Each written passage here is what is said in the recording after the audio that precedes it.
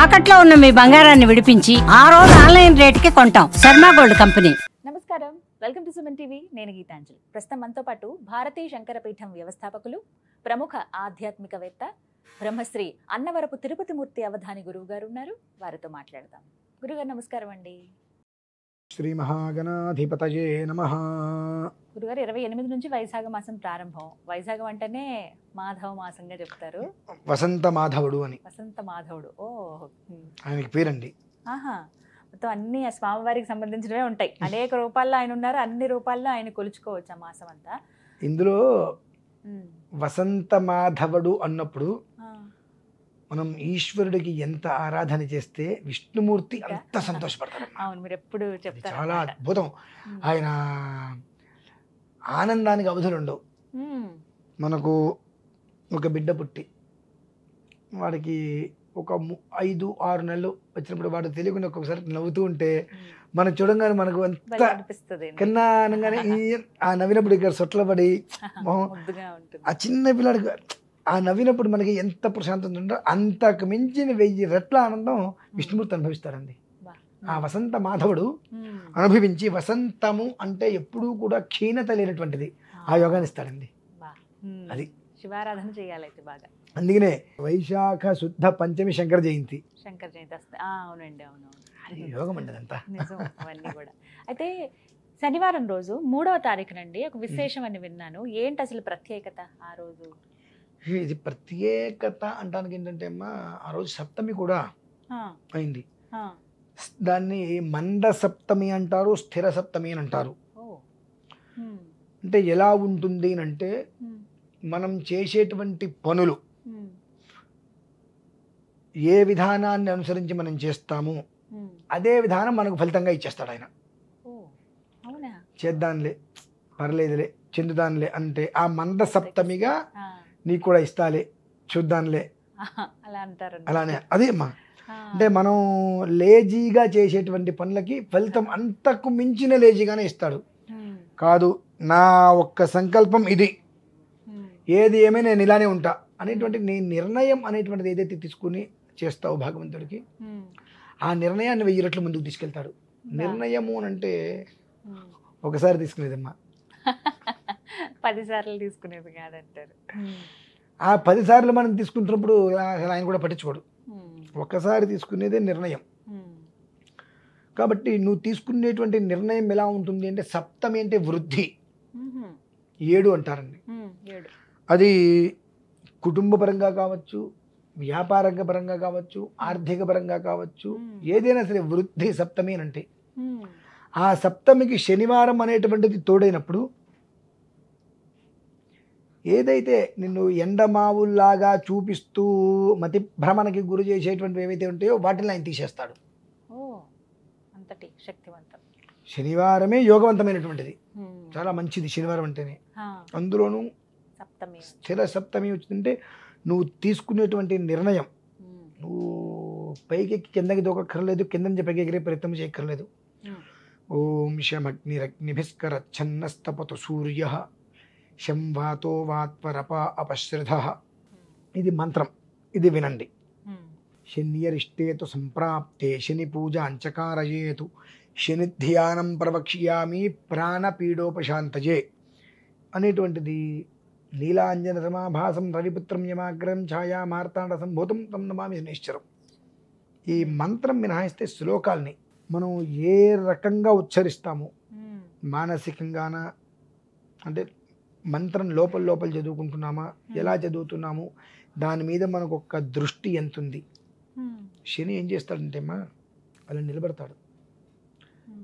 నా ఒక్క దశ నీకు అద్భుతమైన యోగ దశ, నువ్వు పట్టిందల్లా బంగారం అయిపోతుంది, ఆ దశ నీకు నేను ఇస్తున్నా, అయితే నేను ఇలానే నించుంటా.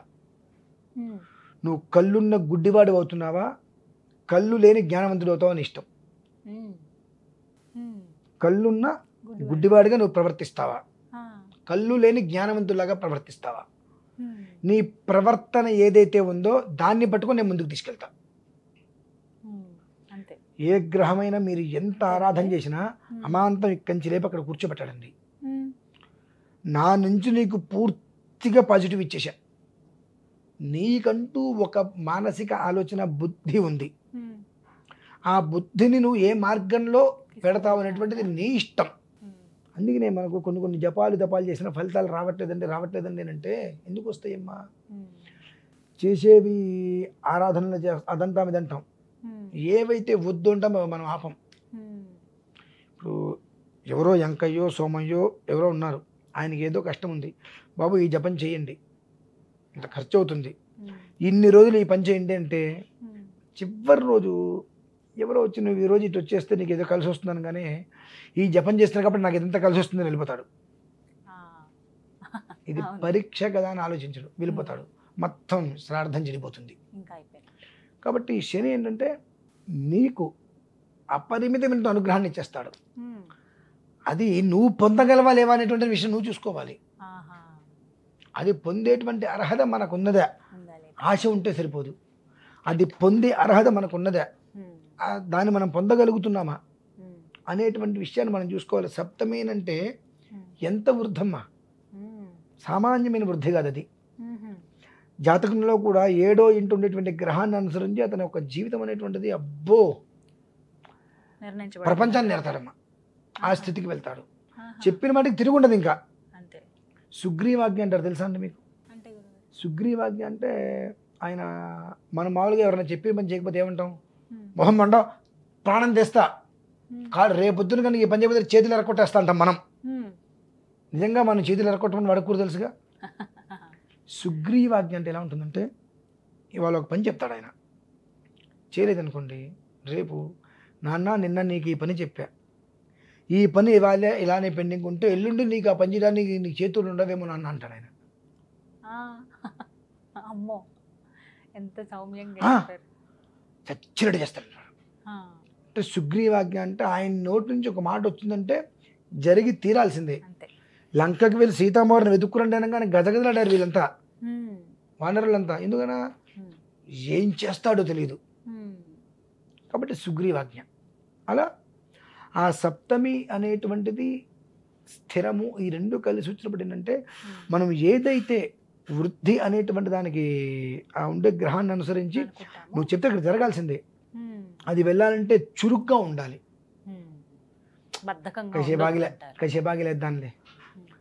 కసేపాగిలేద్దాంలే అని నువ్వు చేయవలసిన పనిని 5 నిమిషాలు నువ్వు వాయిదా వేస్తే నీకు రావాల్సింది 5 ఏళ్ళు పడుతుందండి. అసలు ఏం చేయాలి గురుగారు ఆ రోజు? ఎందుకంటే 26వ తారీఖు ఏప్రిల్లో శనిత్రయోదశి వచ్చింది, మళ్ళీ ఆ పై వారం కూడా శనిత్రయోదశి ఉంది, మే 10 కూడా ఉంది. శనిత్రయోదశి అనేటువంటి ఎప్పుడు మారదండి, అది ఒకటే విధానం. అది ఎప్పుడు వచ్చినా ఏ రకంగా వచ్చినా ఒకటే విధానం. కానీ ఇట్లా కొన్ని శనివారం సప్తమి, లేదంటే కనుక శనివారం ద్వాదశి, శనివారం దశమి, ఇలా కలిసి వచ్చినప్పుడు మనకు పట్టిన పీడలు విరిగిపోతాయండి. మరి ఏం చేయాలి గురుగారు? ప్రత్యేకంగా సూర్యోదయ పూర్వం, అంటే సూర్యుడి కన్నా ముందు నిద్ర లేచి దంతదావన్యాదవన్నీ నిర్వర్తించుకొని స్నానం చేసుకొని చక్కగా ఇంట్లో ఆవు నెయ్యో నువ్వుల నూనె దీపారాధన చేసుకొని నిలబడి 10 నిమిషాలు పోతే పోయింది. శన్యరిష్టేతు సంప్రాప్తే శని పూజ అంచకారయేతు శని ధ్యానం ప్రవక్ష్యామి ప్రాణపీడోపశాంతయే అనేటువంటి విషయాన్ని చక్కగా అనుకున్న తర్వాత అవగాహన బాగా ఉన్నది హనుమాన్ చాలీసా పారాయణ చేయమనండి. ఆంజనేయ స్వామి వారిని తలుచుకుంటే శని ఆ మనిషి జోలికి రాడు. శనికి ప్రాణదానం చేసిన ఆంజనేయ స్వామి వారు.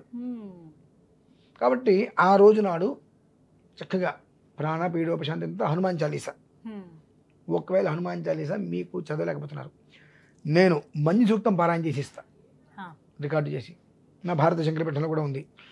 అది ఒక 11 సార్లు ఉంటుంది, ఒక్కొక్కసారికి 3 నిమిషాలు వస్తుంది. ఆ 11 సార్లు వేరే ధ్యాస పెట్టుకొని చక్కగా నమస్కారం చేసుకొని ఒక కొబ్బరికాయ నివేదన పెట్టి అంత మొక్క ప్రసాదం తీసేసుకొని మిగిలింది తిరుమల, అంటే ఇక రాత్రి వరకు ఎట్ట పెట్టకుండా తిరుమలకి తీసుకొని ఇంత పంచదార బెల్లం కలుపుకొని తినేసి మీకు ఎక్కడన్నా రోడ్డు మీద కోతులు ఏమైనా కనిపిస్తే అన్ని పల్లీలు పెట్టండి చాలా.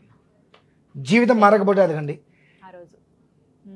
ఎందువల్లనంటే కొన్ని ఫలితాలు మనకు రావాలంటే చెట్లని కొట్టక్కర్లేదు, ఏమీ కష్టపడక్కర్లేదమ్మా. 24 గంటల్లో కనీసం 1.5 గడియ ఉదయం సూర్యోదయం నుంచి శనివారం 7 గంటలకి మనకు 7 గంటల వరకు దుర్ముహూర్తం ఉంటుంది. ఆ 7 లోపు మనం చేసుకోవాల్సింది ఇది. 7 లోపే ఇవన్నీ ముగించాలి. 7 తర్వాత నువ్వు బయటికి వెళ్ళాలి ఏం చేయాలన్నా. 7 లోపు ఇది నువ్వు పూర్తి చేసుకోగలిగితే ప్రతి మనిషిలో నువ్వు మార్పు వస్తుందమ్మా. కాకపోతే ఏంటంటే ఇది ఒకటి ఉంటుంది కానీ నెత్తి మీద ఆ రాత ఏం చేస్తుందంటే ఎంతటి కర్మ అంటే అమ్మా నీకు ఇక్కడ అనుభవించాలి, ఇంకా భూమి మీద నువ్వు కష్టాలు పడాలని రాసుంటే ఆత్మహత్య కూడా చేసుకోలేవు. నీ కర్మ తీరందే చావు కూడా నిన్ను రాదమ్మా. బస్సు కింద పడే బయటకు వచ్చి 10 నెలలు కావాలంటే 10 నెలలు హాస్పిటల్లో ఉండేనా బయటకు వచ్చి ప్రారంభం అనుభవించేస్తాడు. నిన్న చదివే పాపం 9 లక్షల రూపాయలు అప్పు ఉందని చెప్పి అప్పు తీర్చలేక ఆత్మహత్య చేసుకుంటే ఆయన కాపాడటం కోసం ఇంకో 9 లక్షలు అప్పు చేయాల్సి వచ్చింది. దీన్నే కర్మ అంటారండి. ఆ అనుభవించేటువంటి కర్మ పూర్తి కాకుండా చనిపోవాలనుకున్న చవరాదమ్మా. అంతకు మించి కష్టాలు వస్తాయి. అటువంటి వాటి నుంచి బయటపడటానికి భగవంతుడు ఇచ్చేటువంటి సూక్ష్మమైనటువంటి మార్గం ఇది. ఇటువంటి మనం చెయ్యం. ఎవరు లేస్తారులే, అందులో ఇప్పుడు ఇవేవో IPL ఇవి వస్తున్నాయి. అవసరమైతే వాటికి 1000 రూపాయలు పెట్టి మొన్న చూసా ఎవరో ఆ పిల్లవాడిని రాజుల పిల్లవాట చూసా. నాన్న అతని పేరేదో పిలిచారు, మేము రాజులమే అనగానే అంటే పిల్లవాడు విచిత్ర పిల్లవాడు ఆగిపోయాడు అక్కడ. నేను చూడటానికి 12,000 రూపాయలు ఒక్కొక్కరు టికెట్ పెట్టుకుని వచ్చాము అని చెప్తున్నారు. ఆ పిల్లవాడిని చూడటానికి 12,000 రూపాయలు టికెట్ పెట్టుకొని మీ కుటుంబ సభ్యులు 6-7 వచ్చారు కదా. అందులో ఒక కొంచెం అంత డబ్బు ఖర్చు పెట్టారు, కొంత డబ్బు పెట్టి నీ జీవితాన్ని బాగు చేసుకోవడానికి భగవద్ ఆరాధన చేసుకోగలిగేవా? నిజం. ఇటువంటివి జరుగుతున్నప్పుడు అంటే ఖర్చు చేస్తాం. 2 గంటలకో 3 గంటలకో ఎంజాయ్మెంట్ దొరికేటువంటి వాటి కోసం ఎంతైనా మనం ఖర్చు పెడుతున్నాము. జీవితకాలానికి మంచి జరుగుతుంది అంటే కొంత ఖర్చు పెట్టడానికి కూడా ఇది నిజమా? ఫలితం వస్తుందా? మంచి జరుగుతుందా? మీ లోపలే నెగిటివ్ అంతగా బాధికపోయింది. సినిమాకి వెళ్తే 3 గంటలు ఏమొచ్చింది నీకు ఆనందం? దానికి టికెట్ ఖర్చు పెడతాం. IPL మ్యాచ్ టీవీలో చూసినా అదే, గ్రౌండ్లోకి వెళ్ళి చూసినా 1000 రూపాయలు ఖర్చు పెట్టి చూసినా నీకు వచ్చిన ఆనందం ఏంటి? దీనివల్ల వాళ్ళందరూ కోట్ల రూపాయలు సంపాదించేసి బాగుపడుతున్నారు. ఆ 4 గంటల సమయం కోసం నువ్వు ఆ ఊరు నుంచి ఇక్కడికి వచ్చి ఒక రోజు సమయం వేస్ట్ అయిపోయిందిగా. ఆ రోజు నీ జీవితంలో ఎంత ఖర్చు పెట్టినా తిరిగి తెచ్చుకోగలవా? ఇలా ఉన్నామమ్మా మనం. కాబట్టి అంటే చిన్న చిన్న ఉపాయాలు ఖర్చు లేకుండా చేసుకోవాలి అంటే ఎవడు చేయడు. ఖర్చు పెట్టి చేసుకోమంటే చేసుకోవడానికి సిద్ధపడి సరిగ్గా చెయ్యకుండా నాకు ఫలితం రాలేదంటాడు. ఖర్చు లేకుండా చేసుకోమంటే ఈ పంతులు గారికి ఏం తెలియదు అసలు. గొప్ప పంతులు గారు, చాలా పెద్ద పంతులు గారు అయితే పెద్ద పూజ చెప్తారు. చిన్న పంతులు గారు కాబట్టి ఇంట్లో 7 లోపు చేసుకోమంటున్నాడు. బెబ్బెబ్బే మంచి దుశుభం. నువ్వు చేసుకోకపోతే ఇబ్బంది పడేది నువ్వే, చేసుకుంటే బాగుపడేది నువ్వే. అందులో నాకు లాభము లేదు నష్టము లేదు. ఇక్కడ చెప్పడం అనేటువంటిది నా ధర్మం, ఆచరించకపోవడం అనేది నీ కర్మం అంతే. వివరించారండి. నమస్కారం గురుగారు. శనివారం సప్తమి వైశాఖ మాసం అండి, అద్భుతమైన రోజుని చెప్తున్నారు. స్థిర శనివారం, స్థిర సప్తమి అని చెప్తున్నారు.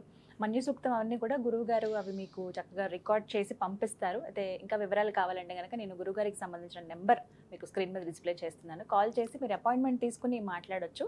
లేదంటే కనుక మీరు ఏ సందర్భంలో మీరు కాల్ చేస్తున్నారో ఆ వివరాలు తెలియచేయండి. ఆ రోజుకి సంబంధించిన వివరాలు మీరు తెలుసుకోవచ్చు. ఇది వాళ్ళ వీడియో. నమస్కారం.